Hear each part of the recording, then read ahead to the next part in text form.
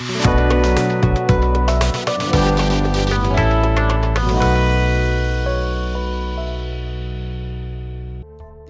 love, defying all hatred. Be the love, beyond toleration. Be the love, before pride and exaltation. Be the love,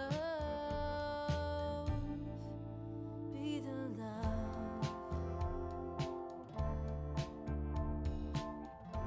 You are listening to Be the Love, transcending through the shadows into a higher state of consciousness.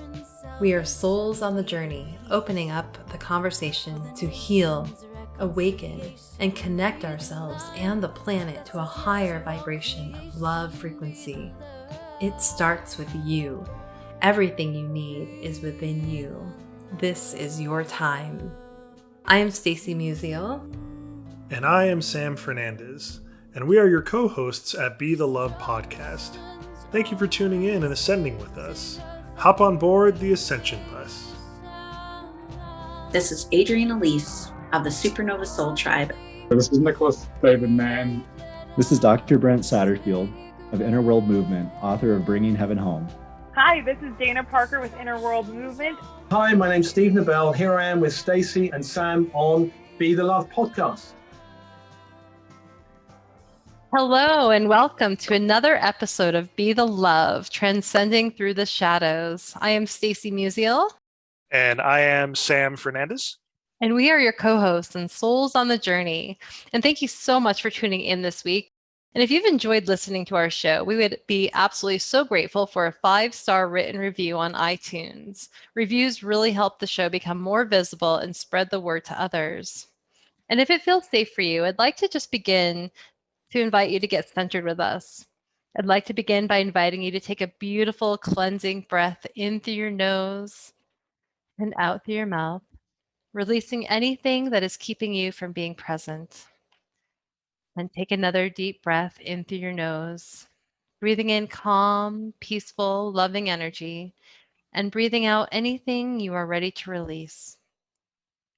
And take one more breath in through your nose, breathing in light and love for yourself, and breathing out that light and love and sending it to all of humanity, remembering that you always, always have your breath to come back to. Today we have Dr. Alison J Kay. Dr. Alison has secrets no one else uses to upgrade, inspire, and disrupt old paradigms within her community and the collective. She's an award-winning #1 international best-selling author and the founder of the Vibrational Upgrade System. She is an experienced subtle energies practitioner and natural healer with a holistic approach towards helping others thrive in mind, body, and spirit. This is reinforced by her 10 years in Asia studying subtle energies and ancient wisdom. With 20 years working in and teaching yoga, meditation, energy medicine, mind-body fitness, longevity, and holistic health with a specialized focus on the chakra system, Dr. Alison brings a unique perspective that facilitates massive change. Dr. Alison's mission is to support the next higher evolution of the collective and create change for the health of this planet and those who are ready to unleash every part of the magic within them. So thank you so much for being here today with us, Dr. Alison. Yeah, it's my honor. I'm excited to see where we go. Thanks for having me. Yes, absolutely. It's such a pleasure. And so let's just tell us a little bit about your background, your journey, and what led you to this work. I've always kind of been aware of a lot of loving support all around me. And to ground that into an easier thing to understand, I grew up walking through the woods next to our house with my older brother, and he would jump on the tree limbs and that were already broken or dead, and he would break them further, just the kind of boyish stuff. And I would be behind him, like tuning into the cloves on the ground and the little elementals and the creek and the dragonflies and the trees, and just feeling a part of everything and just totally connected and supported. And then in my teens, I started to write in a journal and really started to cultivate a connection with a higher voice. And we could say it's my higher self, really helped cultivate my intuition and listening to that voice, staying connected to that, which I felt all around me. And then went into college as a psych major. Mom had suggested that. My mom at like age 12, she was like, you have really natural understanding of people, Alison. She considered being a psychologist. And it kind of hit home. Mom's really intuitive. So I was like, okay. So I did it. And 30 semesters in, I was mildly horrified by how little I was being shown. How do we be the most thriving, happiest versions of ourselves? So I left that major, and fast forwarding some time, I eventually picked up some modality. I first picked up meditation because I was a successful political organizer in campaigns over in California, and I needed to learn how to deal with the stress. So a book fell off a shelf in San Francisco, stopping right at my feet, about meditation. So from there, that started. And I had already been into yoga in college, and doing some Native American medicine wheel work, and really looking at things holistically, always sensing the spirit needing to be involved when we talk about the mind and the body. Mm-hmm. And so I eventually picked up my first energy medicine modality. And while I was teaching in the classroom, English, and was teaching ADD and ADHD labeled boys, meditation, and I took them outside and showed them, because I was already doing Qigong, but I wasn't yet a formal teacher, showed them how to connect with the trees and connect to something bigger than themselves using some Qigong moves, and taught meditation to adults in the local community, and ran energy medicine and health and holistic health and wellness sessions alongside classroom teaching. Was getting great results for my clients and wanted to get even better results. So basically put that question to my guidance and higher self in the universe: how do I get even better results for my clients? I actually said, how do I get even more robust results for my clients? Was as I had my hands over her sacral and solar plexus. I was led to move to Asia so I went into the international school system. Some synchronicities brought that in. And meanwhile, I also increased my net cash flow, because that was a part of the goal. I had already lived in places overseas prior, and had this sense of, oh my God, this is tight budget wise. Where is the sense of adventure? I don't want to live in this cage for decades. Not okay. So that came along at the same timing as me with my hands over that one client asking, how do I get even more robust results? So I found out about the international school system, went and did what I had to do, eventually accepted the job I was offered in Asia, became a administrator at that point, as well as a classroom teacher, and ran the energy medicine sessions alongside the classroom teaching, and began to explore and study all around. And then came back after a decade to the States with my mission to, it's my first book, What If There's Nothing Wrong? So I wrote it started as my dissertation my last year over there in Asia, and really coming back aware that, man, if we knew about the subtle energy system and consciousness in the West, there would be so much less suffering. And then it also became, after a while, what I saw, I am about professionalizing the field of energy medicine. So there you have it. Is that good? Wow. That's beautiful. That sounds like quite the journey, and so much in there, I'm sure, to like unpack, right? I cut out a lot too. That's the briefest version I've done for a while. So tell us a little bit about like that, the subtle energies, and what how that led you to create your system, your vibrational upgrade system, and how it's been helping you awaken spiritually, and how it's helping your clients awaken spiritually. Okay. I'm a little bit different, and I don't know how to say this, but I trust that your listeners and you will receive it in the way it's meant. I was always awake spiritually, and I had to learn how to allow that to come through even more. I'm special. I'm different. I have these innate capacities that I have had to learn how to allow space for and cultivate. So I've awakened those more and more, but I've always had this really strong guidance. So like in my early 20s, late teens, a couple of times I didn't listen, and I sucked the chaos that ensued. And so I learned early on, you're going to be led to do things that are different, and you got to follow through and listen to the guidance, take action based on it. So I don't know that I've just progressively allowed for that light, and using yogic principles. Definitely, I got my yoga teacher training in India while I was there. I do tend to approach it from a Buddhist and yogic perspective. So it's a combination how I help others between energy medicine, doing clearings and activations on what I believe on your show you call the shadow. And then I couple that with my meditation and yoga teacher background with applied mindfulness, so that once I've run the clearings and activations on people, we don't just stop there. I have, as a person, I'm also a certified personal trainer, and one of the specialty certifications I have is as a behavioral change specialist. So if you bring that with my background in meditation and how new neurological pathways get formed, I find that just running clearings and activations alone in energy medicine, and whether it's the light clearing out the chakra column, or it's verbal clearings on something being shown that is holding you back at an unconscious and subconscious level, there's that. But then in order for so you'll have, after that clearing, you'll have a new thought possibly, because the space has been created, the mind-body connection has been cut. And so from that new thought, you can make new choices. But to then have the courage to make those new choices rather than following the momentum the ego mind got used to, that applied mindfulness is needed for the consistent redirect into the new behavior, where you're actually making those new choices and following through, creating a new life based on new behaviors. So I'm totally understanding spiritual awakening, the times that we're in right now. So here's a little bit. When I came back around 2011, I was back here for like a year, and I went through the worst culture shock I have been in. No matter where I went, it was when I came back to the States. It was interesting.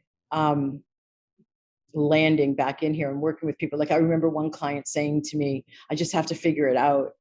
And I was at her toes doing a central nervous system rebalancing. So I was on my knees, kneeling down at her toes, holding my fingers the way that I would. And I looked up at her when she said, I just need to figure it out, because she was downloading to me basically an update. Mm-hmm. And I was taken like so many paces backwards to access the part of me that remembers what it's like to be the kind of person that says, I just have to figure it out. Remembering, this is what it's like in America.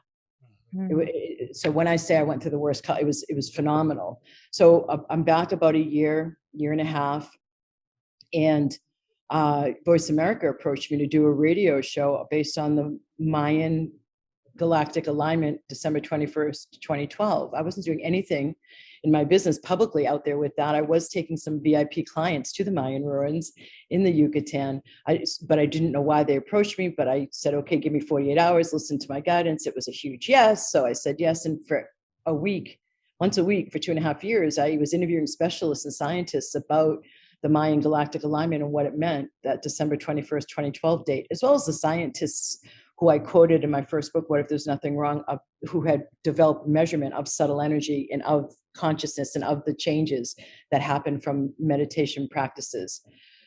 So I actually became a specialist on a cruise to Chichen Itza for that day. I was the energy medicine professional and the meditation and yoga teacher on a cruise, and we were at Chichen Itza. We got special permission to be with a Mayan shaman that day. Wow. I'd been there the year before with a client barefoot. Ground wasn't that riveting, but that day the ground was like shooting lightning up through my feet, and it was such a big deal. There were TV cameras around from all around the world. People told me they saw me as far away as Poland. So what I understand is that started a 20-year window. Now, I had clients coming to me in 2011 with stuff collapsing in their lives, job loss, health issue, divorce, like crises coalescing. So some of the earlier awakeners were having this happen like around 2010, 2011. But 2012 really marked a 20-year window from 2012 to 2032. I'm smiling because I don't know if you can see the crystals. We were talking about crystals beforehand. And so I have this pig dragon that that was excavated out of China. Oh, wow. Oh, wow. Yeah. That's incredible. He's cool. So, yeah, the 20-year window, it's like the first half is done. we've seen a crumbling, everything that's been out of alignment, or most of the places where institutions and the way we organize society and within ourselves and within our own relationships, where stuff has been out of alignment. So we've seen the crumbling, some of the indications, people protesting in the streets like Chile and Moscow, and countries where there usually aren't protests and voices speaking up. The Me Too movement, the Black Lives Matter, all of this is bringing to the surface the shadow on earth and within each of us and collectively. So that's like the first half. And now we've kind of turned the corner and we're in construction time, or co-creative time, where we're creating the new golden era with our choices. And so here we are. So I'm wondering, so what brings to mind for me is the different timelines that we've been said to be on. And so we've, said we're shifting over to this higher vibrational, this 5D consciousness timeline. I'm wondering if you can talk a little bit about maybe that piece of it, and how, what you've seen with that and how we are progressing with that. I love how you made it look like the fifth dimension we're shifting over to something as if plugging into like 5G network. But it is kind of like that. I find like it's not anything bigger than all of a sudden, because of the changes you've been working on in your consciousness, you're able to perceive more subtly. That's 4D. Increasingly then it's 5D. So it's right here. We don't have to go anywhere. It's the inner work that helps us be able to access it. So the ascension isn't leaving your body. As a personal trainer and a yoga teacher, I'm very much into like longevity nutrition and tonic elixir herbalism from the traditional Chinese and yogic cultures. I'm very much into the body. Like I want to know, how do we have the funnest, most thriving time as an adventure, this life in a body on planet Earth. So I don't use like the stuff to leave my body. I help people come out of the spiritual closet and not need to meditate to feel the unconditional love, not need to go out of their body to where they feel safe, connecting with the angels. But it's about coming down into the body, and from this positioning in a grounded way, create this new paradigm together. Yeah. I love that. I love what you said about, it's really about not leaving the body, because I think that is when we think about ascension, in my mind, it's like, we're going up somewhere, but you're right. Cause it's, it is like, we all have access to that. We don't have to go up anywhere. We can just increase our own vibration, and by healing the shadow.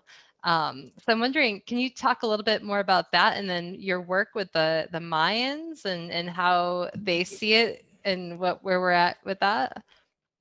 Yeah, so let me start backwards. So flash forward out of the 2012 time when I was there, and I've been back almost every year. I take myself there for the equinox. I'm in the Northern Hemisphere, I'm a fall equinox baby. It's when my birthday is. So fast forward to 2019, I'm in Teotihuacan, the Mayan/Aztecian ruins outside of Mexico City. And we hired a local native guide. And this is after me already getting educated about the nature of our times. And I nonetheless asked him, what do you perceive as the difference between the old era, that 26,000 year era we just ended, and the new one that is now come into play? And he said, the old one was about destruction, and the new one is about construction. So con, that prefix, his English teacher, means with. Yeah, in yoga, the Sanskrit word yoga means to yoke with the divine. When you're sitting there nodding your beautiful head there, Stacy, you have the solar plexus mandala for the solar plexus chakra. That is the one about manifesting. And so that's at the upper belly, that's at the digestive tract. So we have to be in our bodies to be able to functionally marry the material and the spiritual, because that's one of everything's coming into balance, the masculine, the feminine within ourselves, not just genders, sociopolitically or within relationships. So is the material with the spiritual. So I find like a lot of spiritual people, I've already talked about that, they tend to go up and out And then the material people may still be in a stage of calling anything non-material woo-woo, which is outdated. So part of the rebalancing is the spiritual with the material. So I really am happy to have this opportunity to dispel the myth of it's all about going up and out. It's all about like meditations and guided visualizations and leaving your body. It's all about changing, going through the clearings and activations that correlate with certain chakras throughout the body, so that you then have more of this light or vital life force energy or ki or chi or prana circulating throughout your system. So your whole body's vibration goes higher, but you're in it, and you're then able to access the multi-dimensions. Mm-hmm. So as we all have been moving, I mean, over the last 8 years or so, right?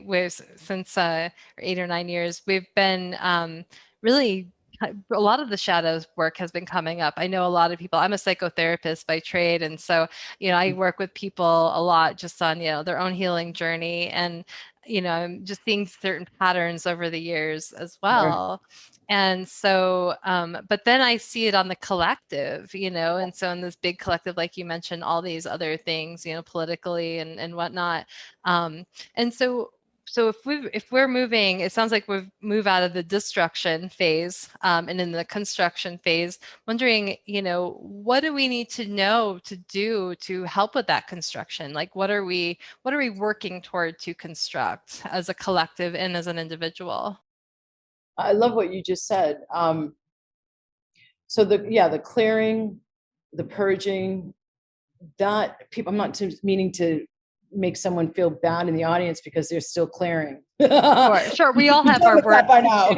We all have work to do. Absolutely. But I just kind of moving through. Yeah. No, please. It's me discerning and distinguishing between certain aspects. And I want to actually do this because it gets to a certain point where it's not about work. You get so free. It actually, I'll never forget this. And on a summit interview, like around 2012, 2013, a woman asked me, do you ever just get there? Do you ever get done with clearing the negativity? And at that stage, I said to her, there's always room to grow, because when I do a clearing, it's the next thing, the other part of it, the half of it is an activation. So those chakras, like that third chakra, or even the orange one that now you're sitting back, the sacral chakra, every chakra has a right to it. So the sacral chakra is your right to feel what you feel. The third chakra, the solar plexus, yellow one, is your right to desire what you desire. So in answering your question, when I was like 2016, I was starting to see a pattern like you just described with your patients, where everybody's heart chakra and throat chakra were asking to be mingled in a way that I hadn't yet seen. So it seemed, I came to call it the co-creators channel. And I talk about this in my second book. So moving into this new era, it's really recognizing our power to create. And that comes from much of it, the throat chakra. It's about communication, but a whole nother level of it is the creativity, not arts and crafts, macrame, but the choice at a time, one choice at a time. I'm creating, you're creating, we're creating our own lives, our families' lives, and then the collective. So if we, at the sacral chakra level, the lower belly level, if we don't feel like we have the right to feel what we feel, even at the root chakra, tailbone, I don't have the right to be here. There's all sorts of compensatory behaviors that ensue in all clearings or shadow that I then have to see that I have to clear to help people land in their body after they've had activated for them. Yes, I have the right to be here. That could happen from some kind of symptom in the womb when mom and dad were worried about how they're going to afford to bring you up, or one of the parents didn't really want to be around, or there was any kind of neglect or abandonment or rejection, for example, that can imprint upon a child, a fetus, an embryo, all the way back to inception or conception. I don't have the right to be here because it's not being shown. So the sense unconsciously, energy is our first language. So the sense unconsciously is that gets wired in, I don't have the right to be here. So a person with that wiring may tend to be out of their body more, or may tend to eat to remind themselves of their body, or may tend to be a sex addict to be in their body more as a compensatory behavior. So the root chakra is your right to be here. The sacral, if I now feel like I have the right to be here, I don't mean to say only the chakras build upon each other. I don't mean to be conveying that they don't. You can have a great fifth chakra and a crappy second. So please don't think that you have to build up the tower. That's a common misconception. So I do better with feeling like I have the right to feel what I feel if I feel like I have the right to be here. And then if I feel like I have the right to feel what I feel, I can then acknowledge my desires. Now we're at the solar plexus. So if I feel like I have the right to desire what I desire intact, then I'm going to allow myself to manifest. I'm going to allow myself to choose. I'm going to allow myself to create based on my desires, which is what we're meant to be doing now. Our heart chakra, our intuition, it's not like a big imagery that comes in. If our heart gets lighter about a choice, that's our intuition saying, yes, do that. It is that simple. It's not that complex. So allowing ourselves one step at a time, instead of expecting a plan, the full strategy laid out in front of us, the how, letting ourselves balance the masculine and the feminine. So the yin is that heart upliftment about a certain choice presented to us. And the yang is, okay, do it, follow through. And then one step at a time, the universe, learning how to interpret the symbolism from the universe, the messages from the universe. Because as we're higher vibratory, we're emanating it out. We're also allowing ourselves to receive more of that support, and it'll come in. The higher vibration we are, the more synchronicities we have. The more we work with the synchronicities, the more messaging we get. So the more that we can act like a detective and kind of piece it together and make the next choice. Does that help? Absolutely. And so I'm wondering, what is the way that someone could, continue to, work with their chakras and create that, move through the shadow work and continue to upgrade and essentially stay there? Are we meant to stay at that high vibration? So do you mean like, am I meant to, when I travel, because I'm stepping out of my house on a first flight since all of COVID on Saturday. So do you mean I'm not meant to get annoyed about the way people behave in public right now? Because nobody knows how to behave right now. Is that what you mean? Like, I'm not. No, because I recognize and believe, we all have a shadow work that we're working through, or there's emotions that are still coming up. I've seen it with a lot of different people. And so I want to, honor, like we have feelings and we're human and we need to like go through that and honor those feelings as they come up. Because I think there's a lot of messages in our culture that says don't feel, you shouldn't feel like that, or you shouldn't, and so we have to honor the humanness. But I'm wondering, as we're working through the shadow and we're, raising our vibration, like what's realistic for us to be in that vibratory state?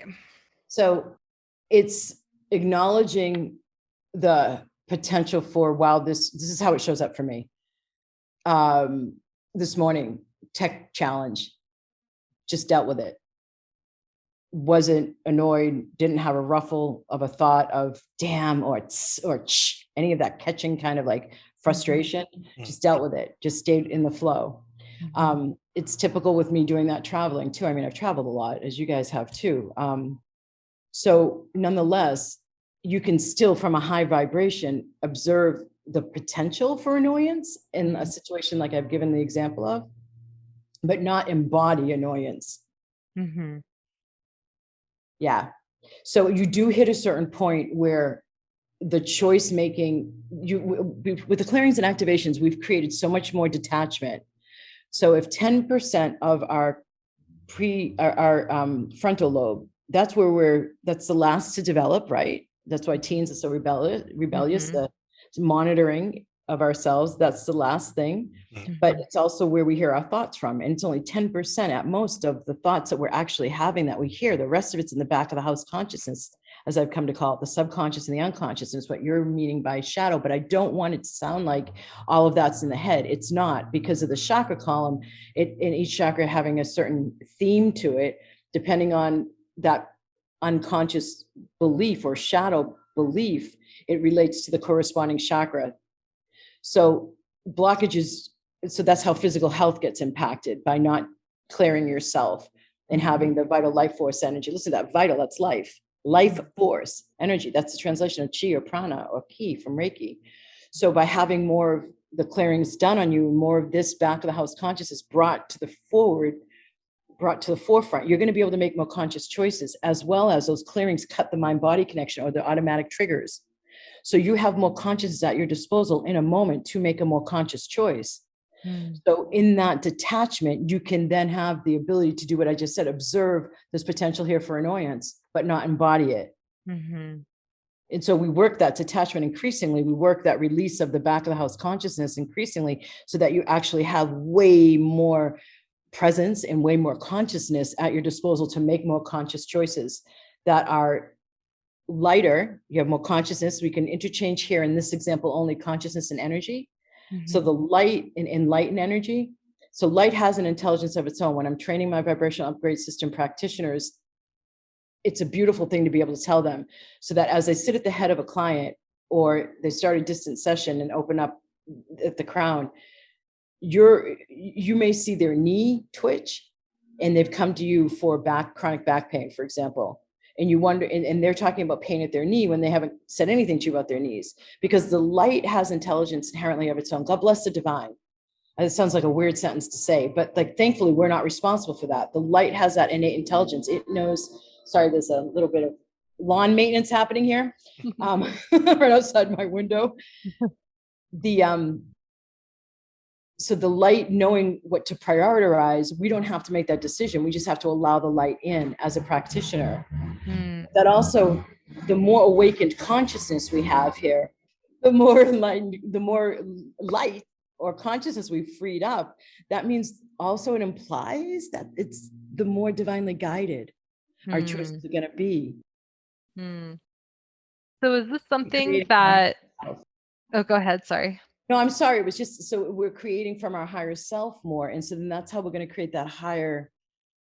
You use the word ascension. I'll use the word higher, because they both imply that, right? They're going north for those of you only listening to the audio and not video. So that means the new paradigm we create together, we co-create together, is going to naturally have a higher vibrational backdrop to it. They'll be healthier, more balanced, more divine choices. But this is our gift, right? We can muck up our lives and everybody's lives around us with our choice to be an asshole, excuse my language, or we can be beautiful beings and make those choices too. Free will, it's our one gift, right? So what would you say with someone who struggles with trauma and they have a, hard time moving through that trauma? Is that something that is also upgrading as we're going through this? And how do they navigate through their traumatic experiences? Trauma is interesting, isn't it? Yeah, it's a little bit of a minefield. One of the aspects I've noticed about trauma is that it has this ability to like repeat. So when I run a clearing, you'll hear it later on when we do it, free floating thoughts and traumas is grouped together, because what I see people do with trauma when they've been through trauma is, so the ego mind's given to us. The ego mind is what we talk about in meditation. It's the mind we're observing, the thinking mind, the monkey mind. And so we're given this nonetheless in Western psych training, as you likely know, Stacey, as protection, So when we approach the jungle, it's unknown, keep us protected from the lions, the tigers, and the bears, oh my, to keep us safe, right? It's in the adrenal cortex, the back of the brainstem, their wiring. And so it's to keep us safe, but it's in hyperdrive. And so when we have a trauma happen, in particular, that mechanism gets kicked into place. So let's say there's sexual abuse. That's a really common one. Let's say it's uncle. And let's say the 6-year-old girl ended up with the conclusion that because she wore that certain kind of nightie, she caused the sexual abuse. And because she smiled a lot, she caused the sexual abuse. So what will happen as an unconscious conclusion in order to keep her safe in the future is don't smile a lot and don't wear pretty things, or don't wear that kind of a nightie. it's very obvious, but I'm doing it for the teaching purpose, because the traumas aren't just the trauma. What I find more persnickety is the clearing of all the ensuing protective thoughts that are at an unconscious level. So when we're fielding a trauma, we can't even do it consciously. It goes right into the subconscious. So first is the clearing out of that event itself. And then there's the further work on the ensuing or free-floating thoughts for protection that I then takes longer to unravel. Traumas take longer than anything else, really. I mean, no, karma takes the longest. And I've spent years and tens of thousands of dollars learning how to clear karma. It is really tricky. Trauma is like 1 degree down from that. So there is a point, though, that you move beyond holding a trauma in your body. There is a point where I've seen it over and over and over again. It's kind of like you come into alignment and you come up for air, your head's above water, and you can live beyond the trauma. So that needs to be communicated, because I also see, like, we have there's people who, I'll never forget the story.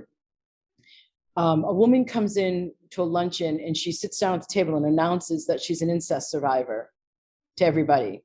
And they had not been, they're not in an incest survivors workshop, weekend gathering, just a luncheon with general people. And so that living through your trauma, living from your trauma, making it your identity can happen a lot, especially with the more we repeat a story, it's locking energy. So energy at the subatomic level is a wave. Consistent repeated thinking or high emotionally charged thoughts like, I'll never do that again so I don't get raped again, locks down the wave into a particle, solidifying it into now becoming physicalized. So the more we repeat a story, the more we're reinforcing energetically, making it more dense and more substance. So living with the trauma, while I said what I said about how much it takes to clear it after karma, look at it's not a big deal. And so I feel like we overemphasize trauma, possibly, from the nature of the mind, looking for problems and something to fix in the West. Yeah. And in my experience too, talk therapy has never been effective, especially healing trauma, because you're going into it, you're perpetuating the energy of it. And so it just makes it worse and tends to re-traumatize people. So I like to do more modalities that do focus on the energy and what's trapped in the body. And I do EMDR. And so that's you have to free up trauma.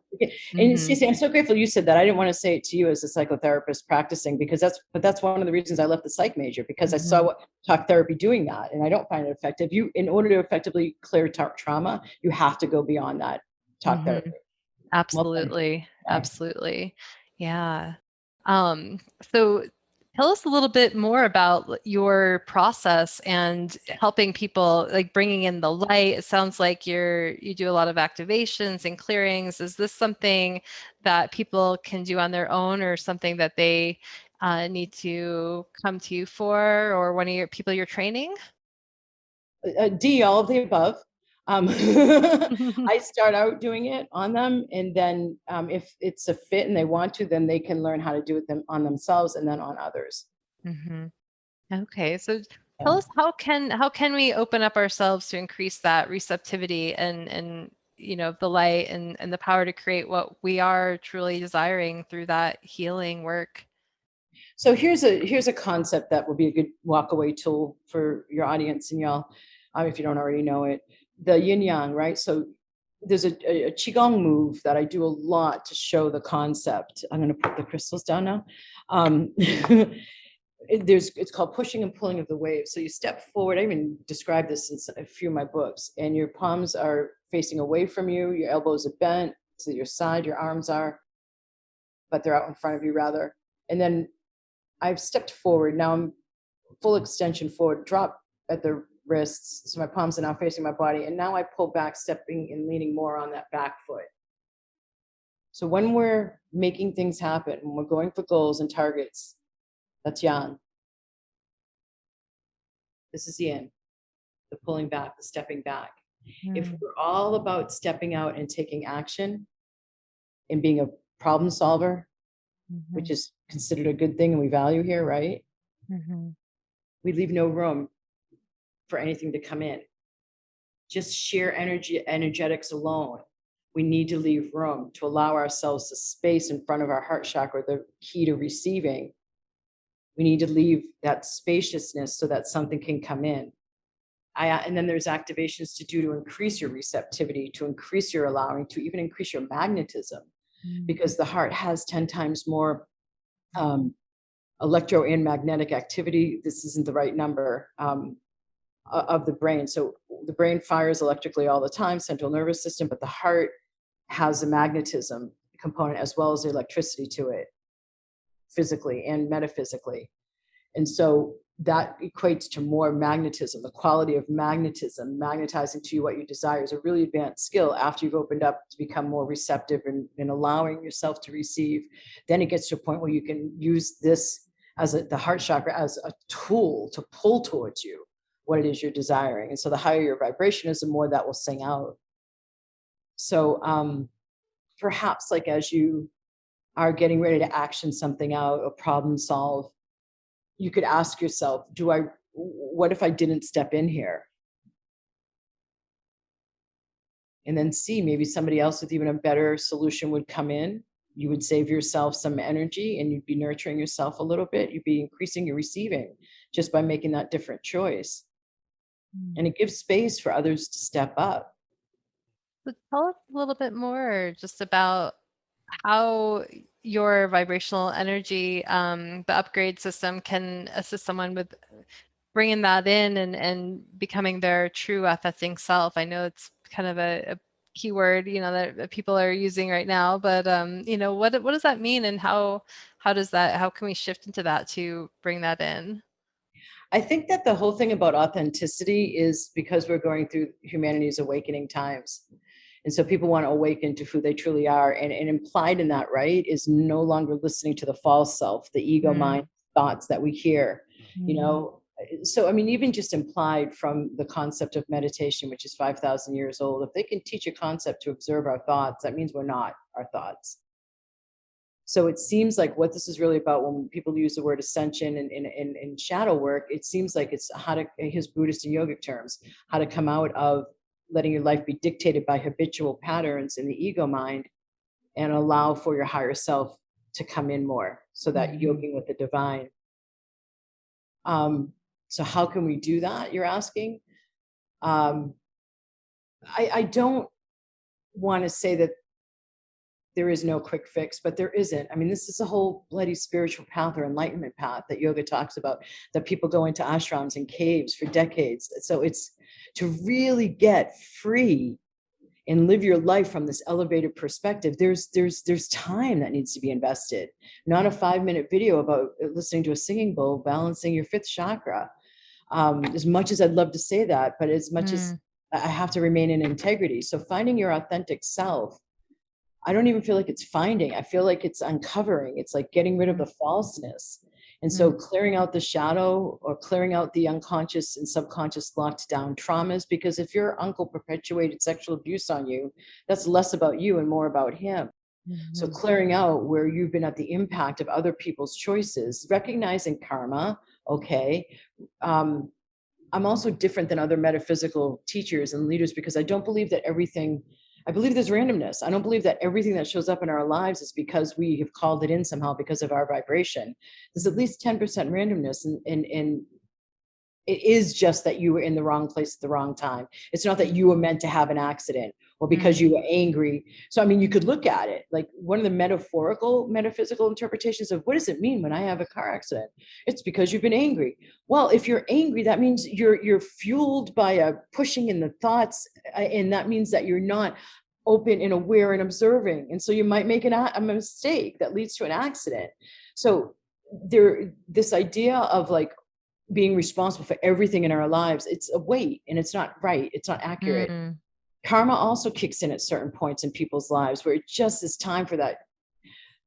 There's a word called samskaras in the yogic culture. And these are our basic, everybody has like 2-ish, some people through 3, lesson that our soul has chosen to evolve beyond in this lifetime. We've incarnated, it seems, in order to have our souls evolve beyond that old limitation. And so it's that same repeating behavior that you're working to evolve beyond. That is a samskara I'm talking about. And so it just comes time in someone's life that if you're not already proactively clearing and opening and upgrading yourself, then you're going to get a crisis to bring it in, to force you. And you could choose not to deal with, all of you listening to this are most likely choosing to look at yourselves, right? But there are people who are spinning out and they have to hit rock bottom. They may not choose to upgrade. They may not choose the higher path. So there's just, I find so much misinformation, and I hate to talk like that about this field and use a term that's talked about in mainstream media about other aspects of life, but people have such false expectations, and then they slow themselves down or they sabotage their own evolution and growth. I really would love for people to be more gentle with themselves. The nature of the ego mind is to be harsh and judgmental. And so, for example, if you look at somebody who you get triggered by, who's really critical of you, please know that inside their own head, it's 10 times that criticism level. That if somebody hasn't done much clearing work, we're projectors on top of a neck, just projecting our inner reality out onto the matrix, so to speak. So then that brings in the element of compassion as best as possible. But also the ability to have boundaries in a different way than it's usually used, in that you don't take on, you don't let it become a part. There's a Native American teaching, I love it, about having a basket. So you can picture a really cool woven, handcrafted basket in front of the belly. And when somebody has a thought, judgment, label, criticism about you, it's an arrow, because mental is arrow, air, and it lands in the basket in front of you. And you can consider whether to take it on, if it's helpful or not. And that may sound like, but then if I don't want to hear something negative about myself, I'll never take on anything anybody says. That's just ego mind noise. You know yourself. And more than likely, you're probably taking on more criticism rather than less, unless you're a narcissist. And then if you're a narcissist, you're not listening to the show.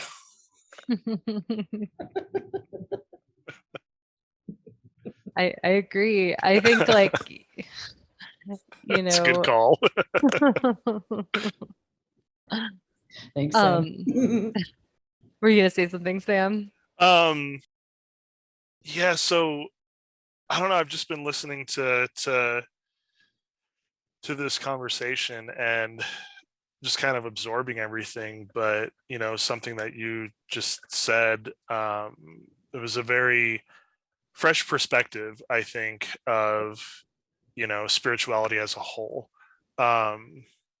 Because I know for me that if I'm feeling a certain way or something, and okay, well, what am I going to try meditation? Am I going to do chanting? Am I going to do breath work? Am I going to do drum work? What am I going to do?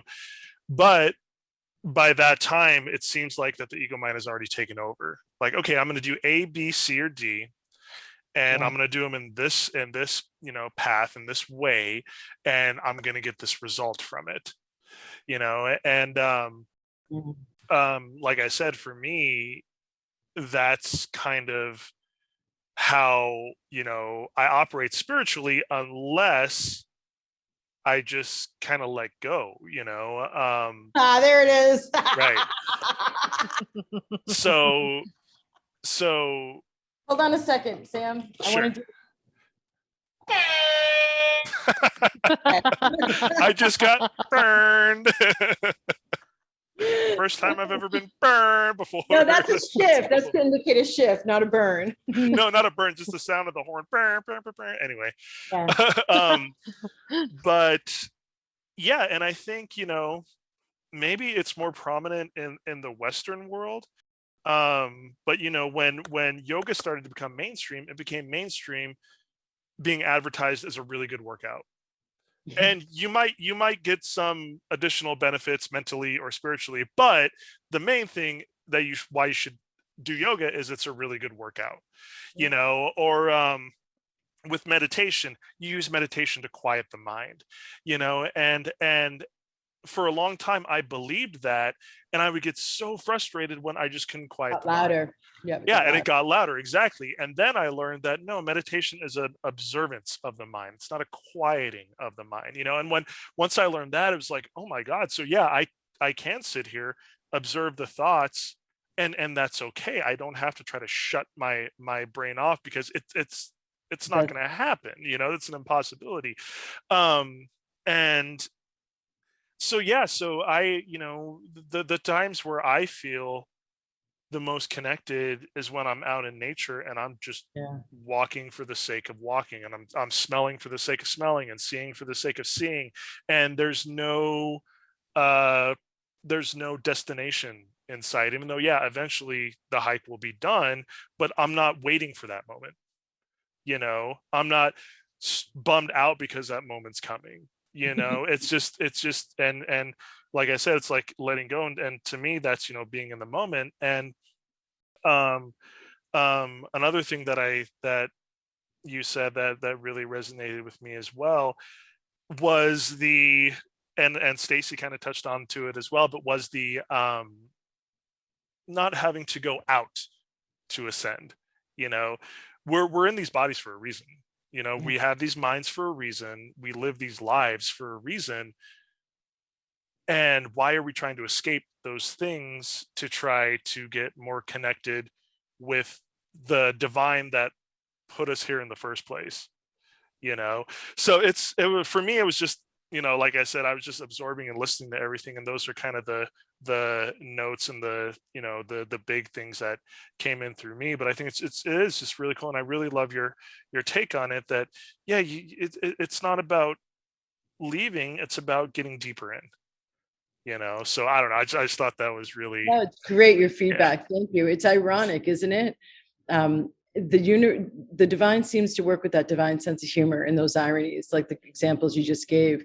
And it's funny when you were talking about, like, okay, so what spiritual techniques am I getting? This reminds me of one of my younger brothers talking about using meditation to deal with fear and anxiety, and watching himself then rely on meditation as the key, and the need. If he didn't meditate, he would then become anxious. Like using meditation as a tool for a specific outcome. It's so Western, and it's really funny because it's so ego mind too. I'm doing this with this objective in mind, and then you're dealing with the ego mind from an ego mind perspective. So it's still all just about the mind, right? So that let go, that allowing, you know, all of that's where we now step into more of the divine, the flow, the heart, the spirit. Nature is a great way to do that too. So it's also possible when you hear your mind saying, what spiritual tool, now that I have so many to choose from, am I going to go to solve this or deal with this this negative feeling or uncomfortable feeling? Another choice is acknowledge it. Okay, I hear you. Now I'm talking more if it's a thought, not necessarily a feeling. So if it's a thought, okay, I hear you. Just talk back to it. This is Tibetan Buddhist techniques, but it's also behavioral psychology, cognitive behavioral psychology. Talk back to it. What if that's not even true? So then you don't have to have a bunch of tools that you need to rely on, because that's why you go to your spiritual tools. I mean, it's also about having fun. That's why I use the air horn.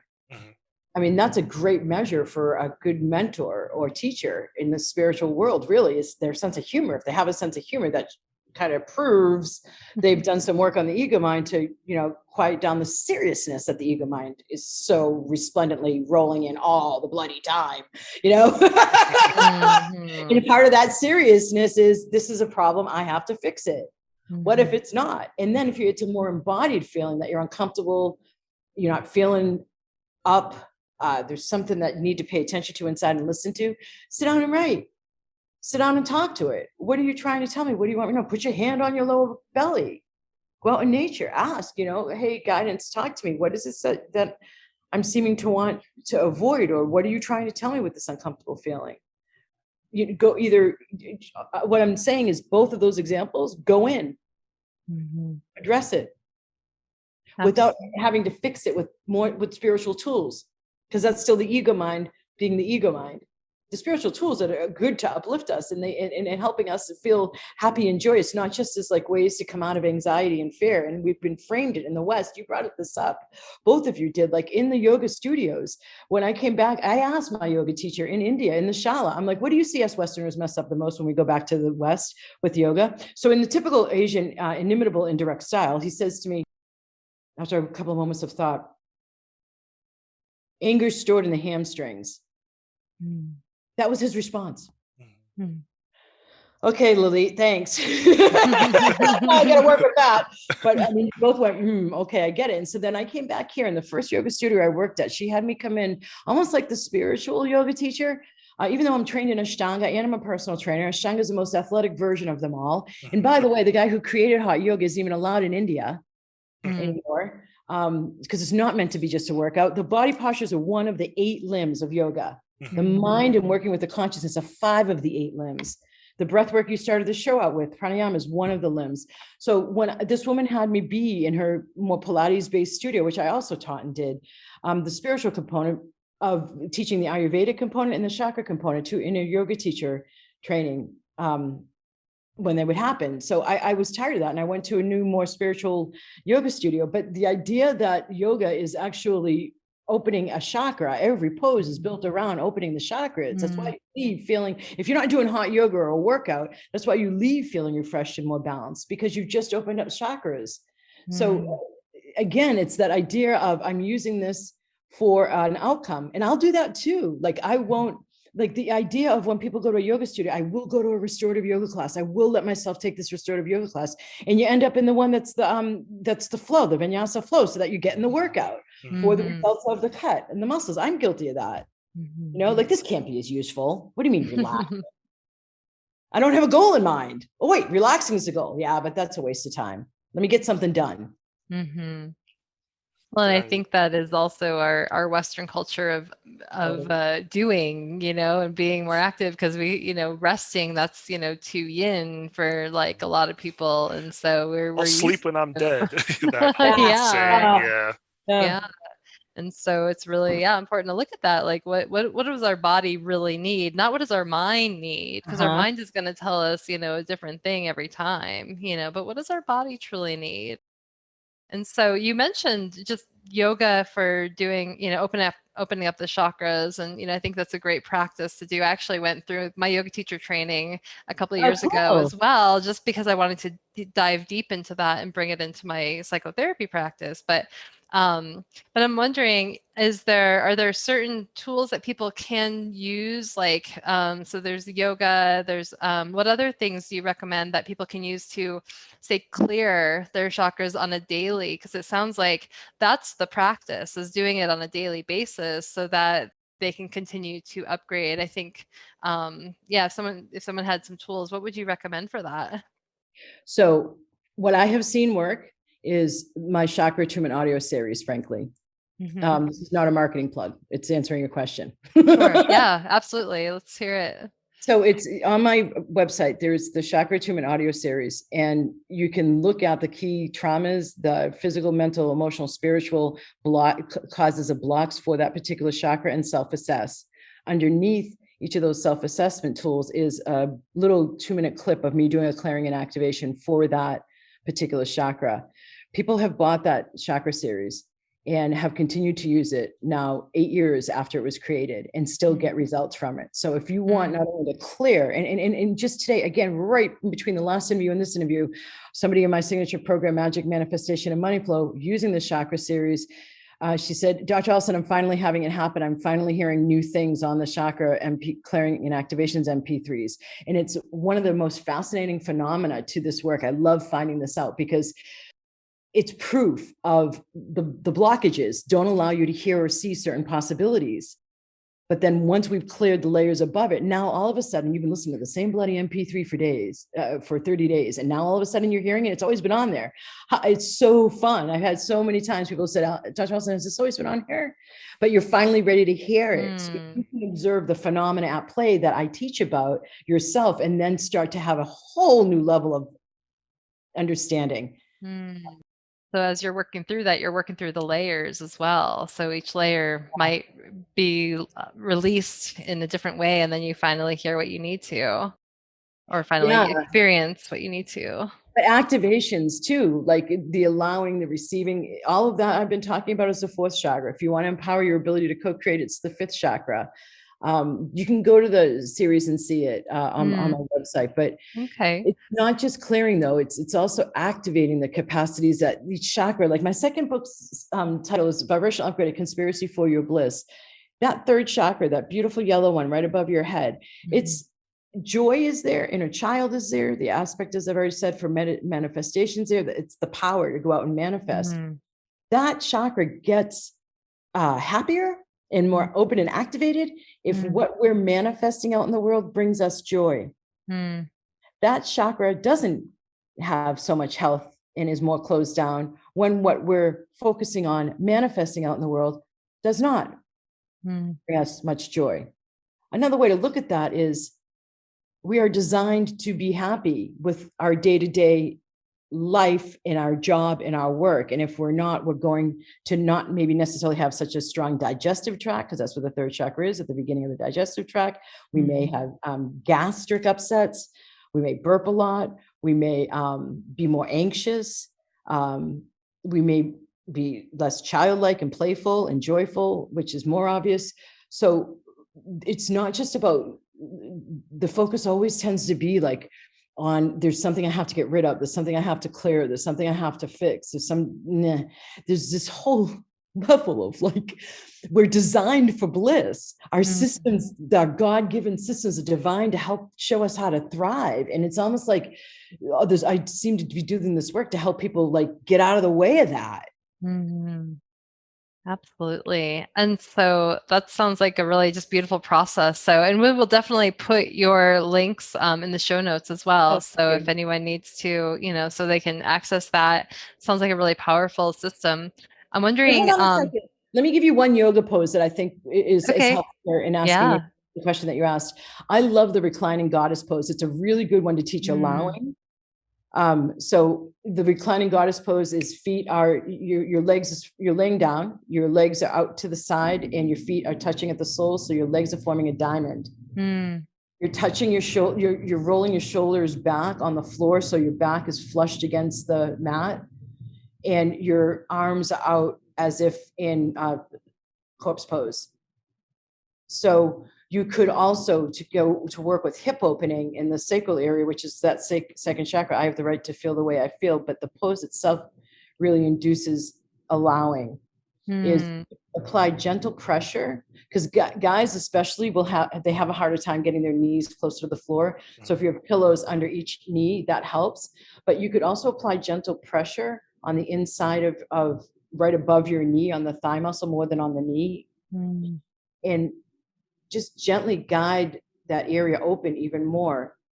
It's a real tender area for people, and there's so much quieting that happens from that, as well as opening and the allowing. So it's a really good one to use. That sounds like a really powerful pose. And I know, so many people have so many hip problems and like tight hips. And so there's, my understanding would probably be that there's a lot of emotion stored there in a lot of, people. And so, yeah, that sounds like it would release that too, as well as bring in the receiving. I love that. That's the sacral chakra, the right to feel the way you feel. Usually the last one to clear. It's usually the last one to clear. So usually the most stubborn. Yeah. That makes sense. That makes sense. Absolutely. Really. So I'm wondering if you would be so willing to lead us through an activation process. Let us experience this firsthand. Okay. Yes. So those, while I talk, I'm going to be intuiting. I already have a sense, because there's been somewhat of a theme, what this clearing activation is going to be for. Please don't be driving. Please don't be having an elderly parent or a young infant to care for. You're going to space out possibly. You're also possibly going to feel twitching in your feet or your hands. You may feel electricity. You may get a pain as the block clears and life force is able to get through a chronically blocked area. You may yawn. You may knock out and go to sleep. You may feel nothing at all. All of that is fine. It just depends on where you're at with the spectrum. And if this doesn't apply to you at like a clearing level, then we're going to be more activating these capacities in you. So the light has that intelligence of its own. It knows what you need and what you don't, and it can work for each of you individualized. It's the beauty of it all via the creator.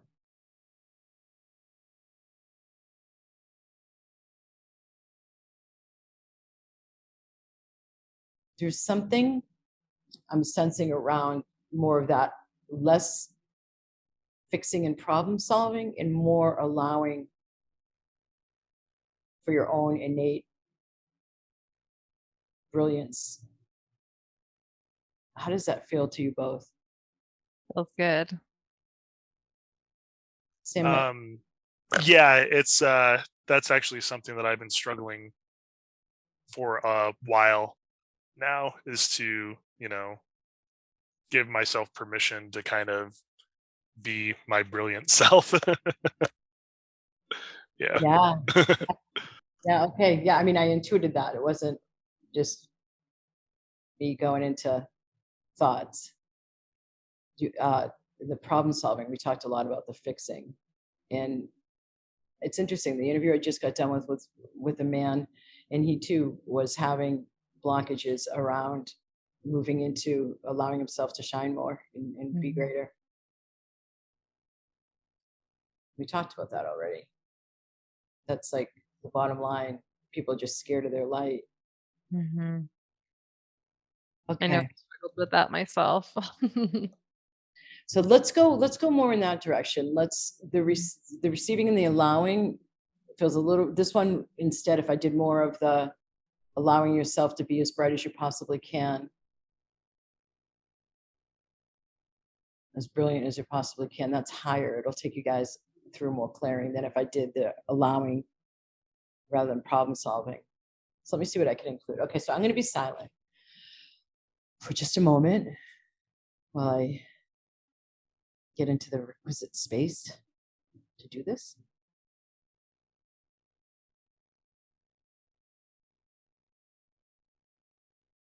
So let's do it this way. What would it look like if you were allowing for the greatest version of you to run your life more?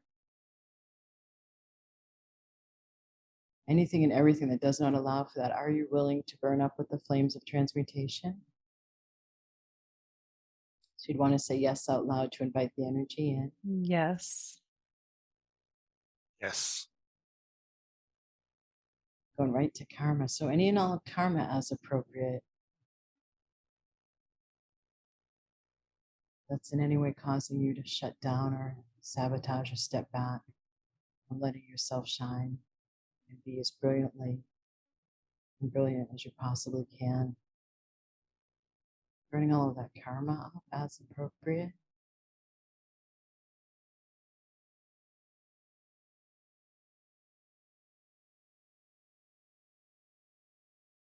All free-floating thoughts and traumas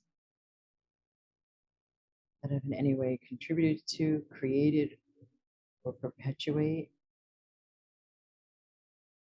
you restricting or limiting how brightly you shine, how grand your life gets.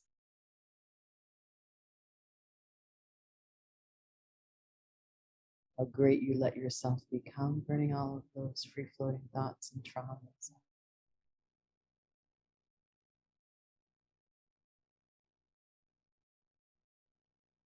It's okay if you don't catch every word. The energy is still there. So all contracts, oaths, vows, across all lifetimes and timelines. Burning all of those up.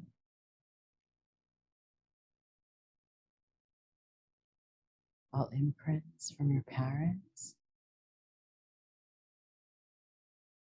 in lineage.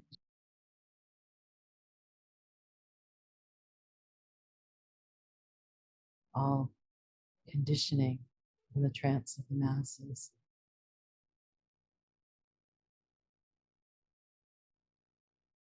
All at all levels of consciousness, beliefs,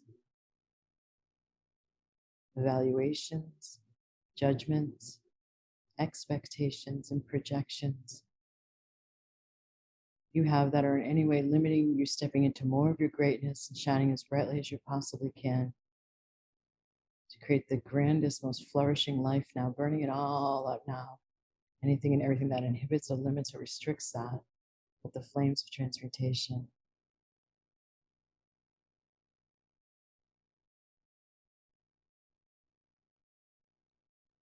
Some of you may want to inhale and exhale, nostril breathing only. Shift some more of that energy that's been called up.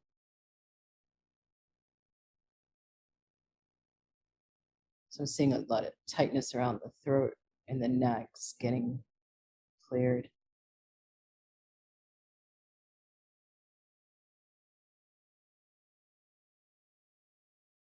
Some stuff around the third chakra, power center. Injury to inner child, I'm seeing.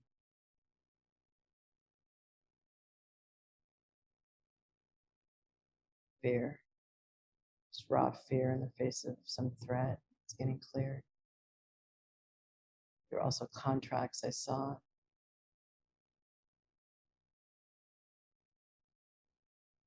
May have been from a religious lifetime. Vow of austerity, vow of poverty. Some kind of limiting thing you've signed in another lifetime. That's some of what I'm seeing clear. It's a lot. Back of the heart is now opening. Sacral in the front. Some of you may want to shake out your feet, like flick your legs, then shake out your feet to allow some more of that energy down and through.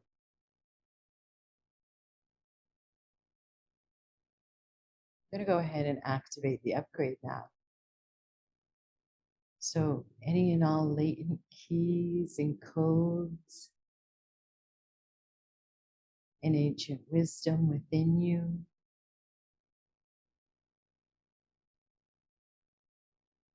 and inherent talents within you,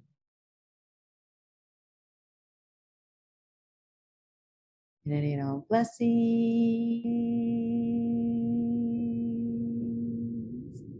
and support possible to bring this all into alignment for your highest possibilities and your highest potential to be realized. Activating the upgrade now.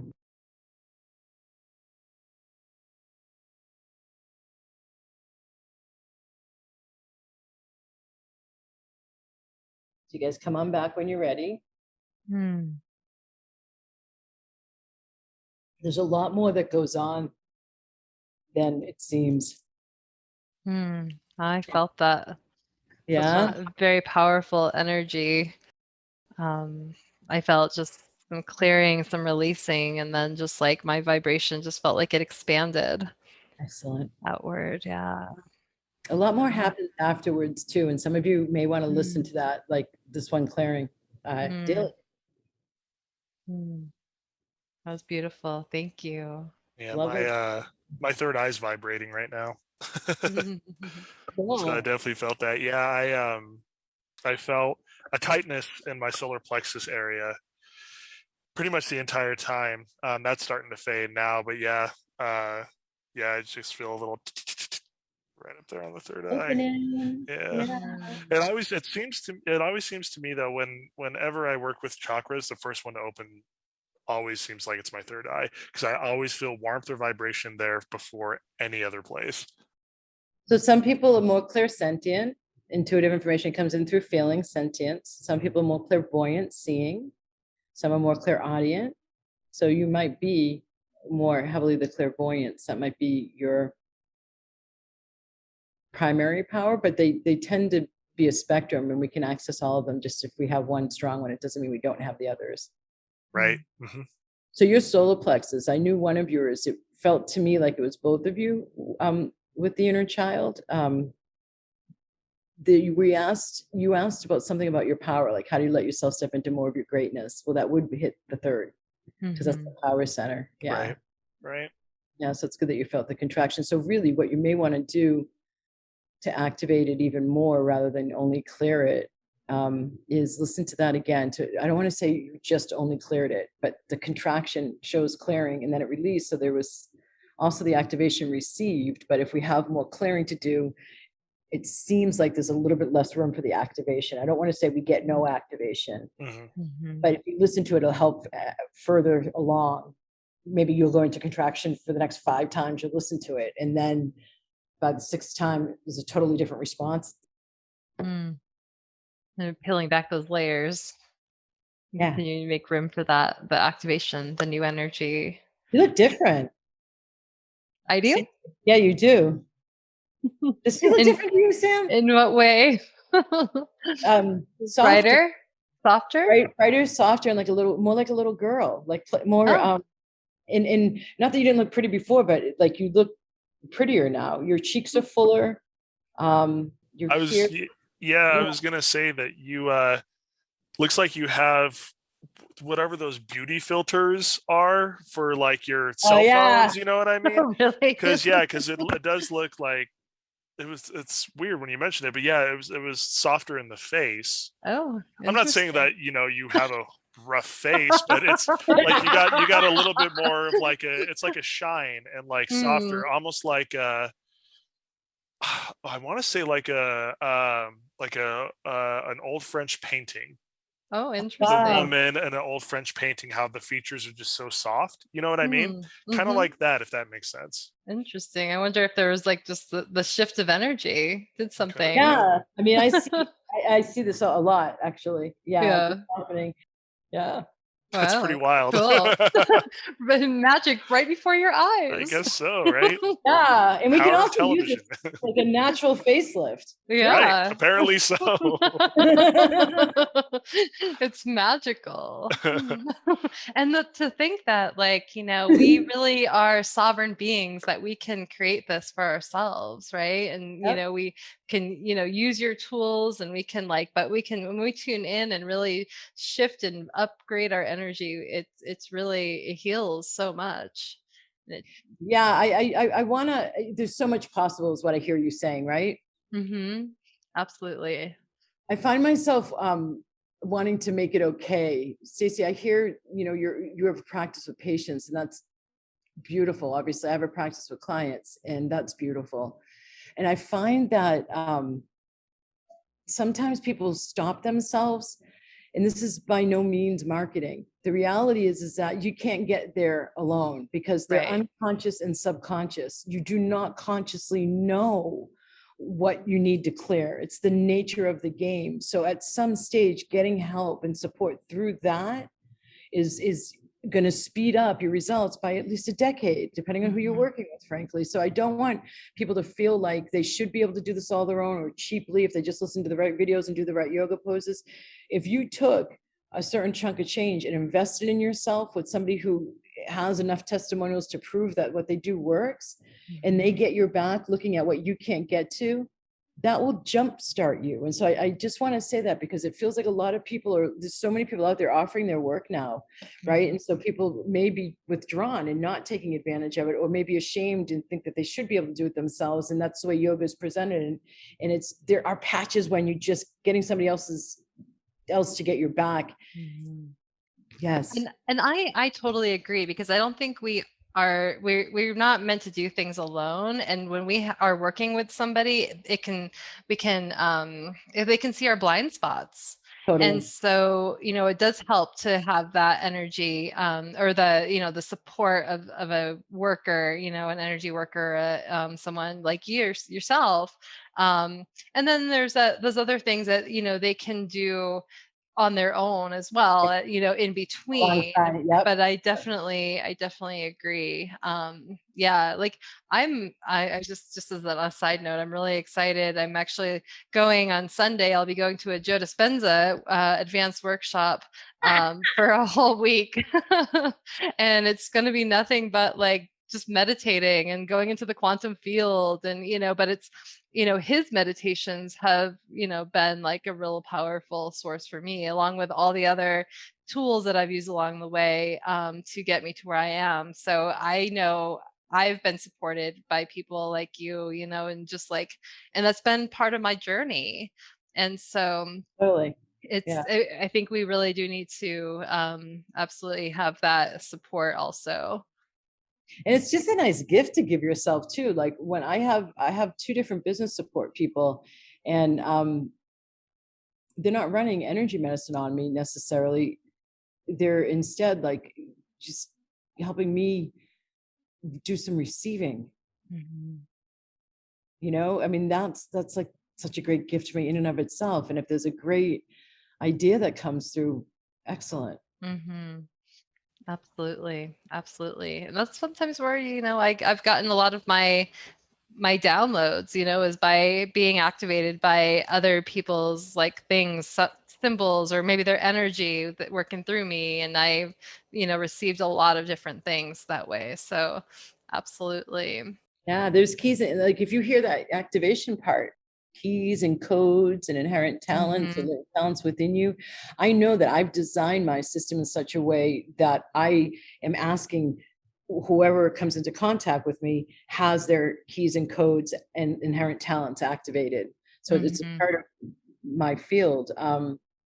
But you then walk away with it and then have this, you create the space to go out in nature or journal, write, or have a longer shower, although that wastewater, but whatever, to give you the expansiveness with which to allow the activations to unravel and then come to your consciousness and bring out into your life. Yeah, we each have it within us, and having somebody to get our back to bring it in, it's you get to have more choice, more possibility. Absolutely. And just, also, I think other people, as they're opening up, they're in the spiritual awakening, they're stepping into their, their truth, or their, what they're being drawn to. And a lot of them are maybe into the healing field. And so it's, they're being called to help others heal where they've been before. And so we've got these healers that are, really connecting with each other and helping the world heal. And we're being called into our, our soul mission. Yeah, I think that's really important. Yeah, I do too. It's a really key time right now. You brought up authenticity before, and soul mission is a part of that. Yeah, absolutely. So, Dr. Alison, tell our listeners how they can find you and what you're currently working on. vibrationalupgrade.com, Vibrational Upgrade Facebook group. You can come in there and get us there. I have released this year in January, the day after inauguration, the Dragon Master Creatrix Conversations with the Female Spiritual Teacher for These New Times. If you get the book, go to the title.com, meaning dragonmastercreatrix.com, and check out the bonuses that you can get there. When you submit your receipt number from Amazon, because that book's talking about the retreats I take people on and have been for a while, and attuning them to Vibrational Upgrade System and training them in it. And that's where my joy factor rises high nowadays. Because I mean, I've been a tour guide with Disney World. I've been a tour guide with the Audubon, and turning people on to the things I turn them on to when we go to sacred sites, and how to work with the land and how to work with the energy in them and the land and the sites. It's really fun. So that sounds like a lot of fun. Yeah, it is. So that book's about that, and that's what I'm up to. Beautiful. And we will, of course, add all of those links into the show notes. So thank you, Dr. Alison, again, for being here with us today and sharing space to have this beautiful, conscious conversation with us. It was lovely. I thank you for the visit. That's what it feels like. Yeah, absolutely. Look at Sam smile. And Yeah. thank you for listening to our show. Stay tuned for more episodes being released on Mondays at 5:55 a.m. Mountain Standard Time. And if you've enjoyed listening to our show, we would love a 5-star written review on iTunes. And of course, please share the love by sharing it with your friends. And if you want to support the work that we're doing, please consider making a donation to our show by visiting our Patreon website at patreon.com/Be the Love Podcast. And until next time, love yourself, love each other, and love the world. We love you guys. Love you guys. Take care, and we'll talk to you later. We at Be the Love Podcast are honored to be supporting the Kamoti Foundation, which is a nonprofit organization in Uganda that is working to build a school that will promote and support healthcare, education, skills development, feeding the hungry, human rights, and environmental defenders. Their goal is to work with young mothers and single mothers, street children, and vulnerable families who lack nurture as they guide them to become productive individuals, which will lead to a productive generation. Please see our show notes on how to become a donor, mentor, volunteer, or sponsor. Thank you, Heather Lynn, for providing us with your beautiful song to accompany our show, Be the Love. If you would like to learn more about Heather Lynn and her music, please visit her website at heatherlynnmusic.com. And thank you, Chrissy Grace at Leading Edge Productions for the beautiful design and graphics. And thank you for tuning in. And until next time, we are souls on the journey. And thank you for hopping on the Ascension bus with us. And remember, there is always a seat for you.